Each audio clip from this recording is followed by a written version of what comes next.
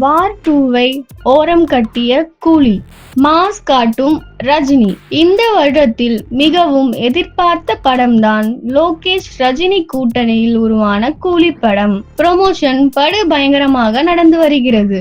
ரசிகர்கள் மத்தியில் மிகப்பெரிய எதிர்பார்ப்பு இருக்கிறது. இந்நிலையில் கூலி படத்திற்கு போட்டியாக வார் 2 படம் வெளியாகுகிறது. இதில் ரித்திக் ரோஷன் மற்றும் ஜூனியர் NTR ஆகியோர் நடித்திருக்கின்றனர்.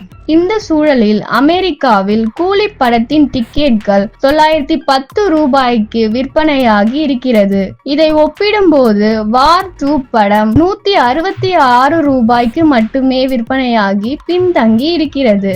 ஆகஸ்ட் 13ஆம் தேதி புதன்கிழமை இந்த படத்தின் பிரீமியர் ஷோ நடைபெற இருக்கிறது.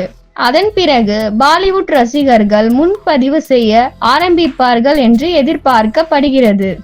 ஆனால் வார் 2 படத்திற்கு தெலுங்கு பதிப்பில்தான் அதிகம் விற்பனையாக இருக்கிறது. இதற்கு காரணம் இந்த படத்தில் ஜூனியர் NTR நடித்துள்ளதுதான்.